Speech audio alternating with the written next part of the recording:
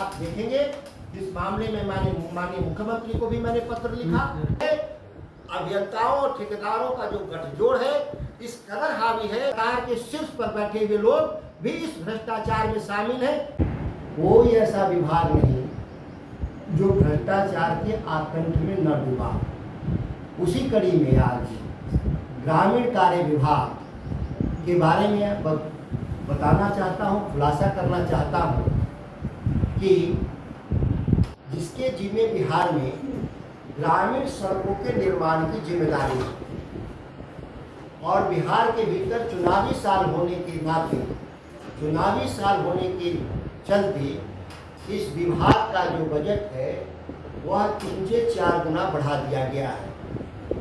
तकरीबन इस वर्ष 20,000 करोड़ रुपए खर्च किए जा रहे हैं बिहार राज्य के ग्रामीण सड़कों के निर्माण, उन्नयन, रखरखाव के लिए।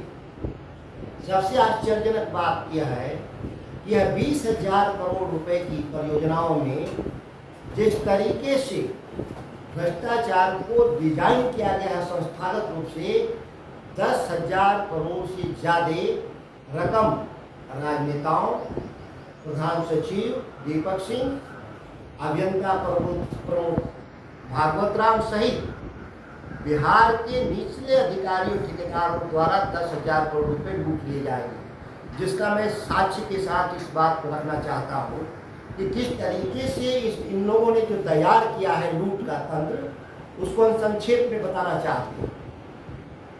बिहार में जो ग्रामीण सड़कों का निर्माण या रखरखाव हो रहा था तो यह परियोजना के आधार पर होता था, एक यूनिट के आधार पर होता था कि किसी गांव में एक सड़क बनानी हो तो एक यूनिट माना जाता था और उस यूनिट के आधार पर टेंडर निकाला जाता था।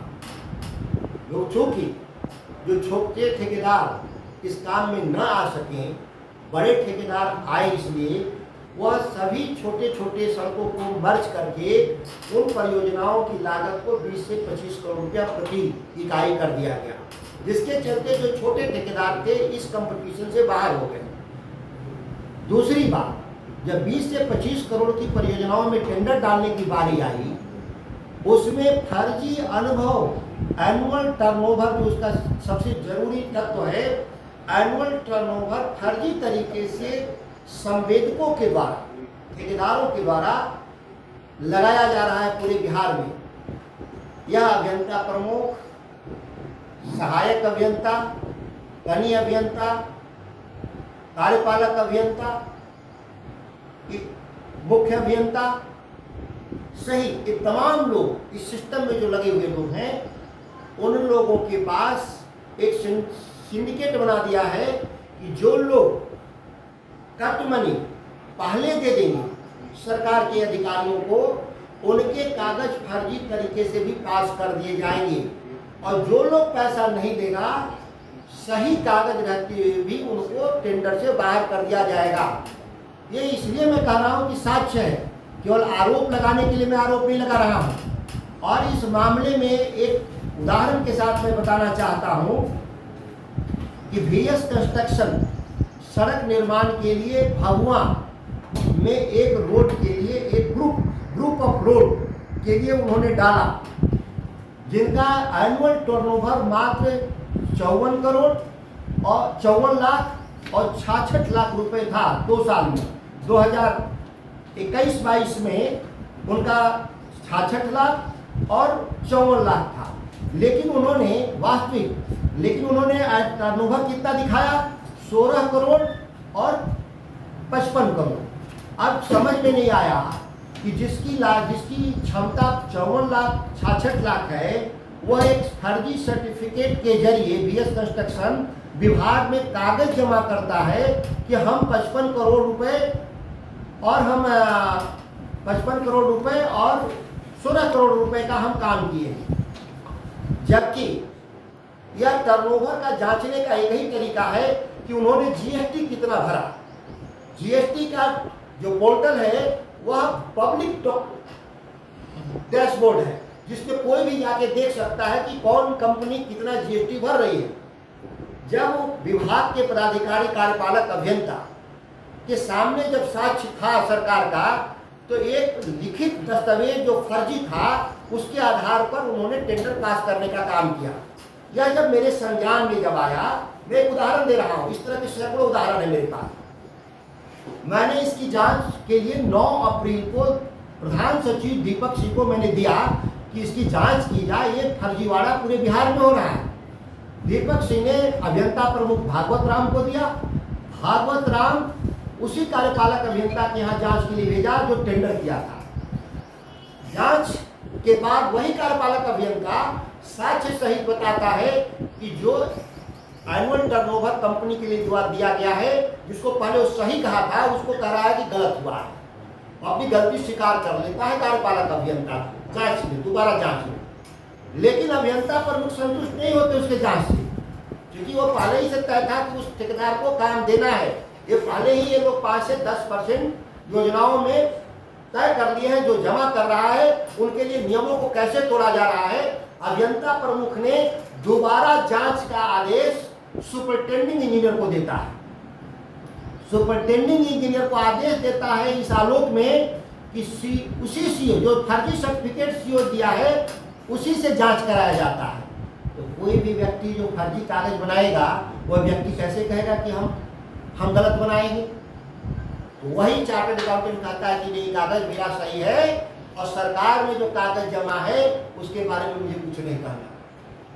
तो सरकार के द्वारा जो कागज है उसको नहीं मानना और एक चार्टर्ड अकाउंटेंट के कागज के आधार पे उस कंपनी को काम देना, यह एक कार्टेल साबित करता है कि इसमें प्रधान सचिव, अभियंता प्रमुख, मुख्य अभियंता, सुपरिटेंडिंग इंजीनियर, कार्यपालक अभियंता, यह पूरी चौकड़ी है डिपार्टमेंट के भीतर, वह सभी लोग मिलकर के हिस्सा बांट रहे हैं। जो खुलेआम इस बिहार में 10,000 करोड़ से कम की लूट नहीं होगी, इसका पूरा प्रमाण सही। और इस तरह के दर्जनों नहीं सैकड़ों मामले बिहार में हैं। केवल मैं बीएस कंस्ट्रक्शन का एक उदाहरण मैंने दिया और इसमें बकायदा आपको साक्ष्य सहित मैं दिया हूं कि किस साल में उनका कितना जीएसटी जमा है। लेकिन चार्टर्ड अकाउंटेंट के द्वारा ये दिखाया गया कि नहीं, उनका टर्नओवर 100 गुना ज्यादा है, 10 गुना नहीं। 54 लाख को 55 करोड़, 66 लाख को 16 करोड़, 100 गुना फर्जी तरीके से बढ़ा दिया गया।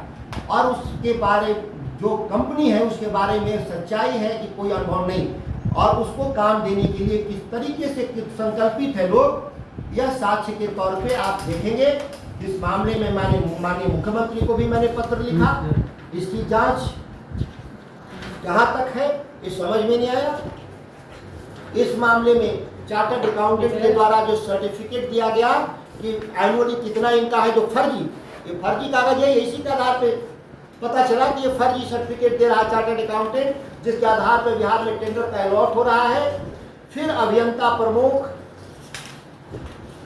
कार्यपालक अभियंता, एसी और जो कमेटी है, जब कमेटी के पास साक्ष्य था, जब 2 साक्ष्य थे, एक फर्जी चार्टर्ड अकाउंटेंट का सर्टिफिकेट और जीएसटी जो बिहार सरकार के संयुक्त निर्देशन में चलने वाला जो पोर्टल है, उसमें 100 गुना का फर्क होने के बाद भी माना जाता है कि डाउट ऑफ बेनिफिट इसमें ठेकेदार को नहीं मिलना चाहिए था, सरकार के पक्ष में फैसले होने चाहिए थे। इन लोगों ने बैठक कार्रवाई में उसको संपुष्ट किया।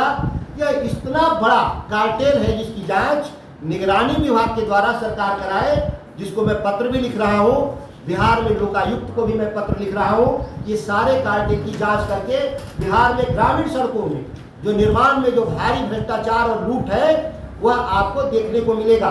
माननीय मुख्यमंत्री जी बक्सर लोकसभा के सेमरी में गए थे। प्रगति यात्रा के क्रम में जिस सड़क का निर्माण हुआ था जनवरी में, वह सड़क मार्च में ही गड्ढे में तब्दील हो गई है, जिसका पूरा फोटो साक्ष्य विभाग को मैंने दिया था। कई सड़कों का बिहार में, जिस एक जनप्रतिनिधि होने के नाते लगातार हम ग्रामीण क्षेत्रों में जाते हैं, खराब सड़कों का जांच के लिए पत्र लिखते हैं या फोटोग्राफ भेजते हैं। लेकिन इधर नई परंपरा है, 2-3 सालों से मैं देख रहा हूं कि विभाग में जांच की पूरी प्रक्रिया ठप कर दी गई है।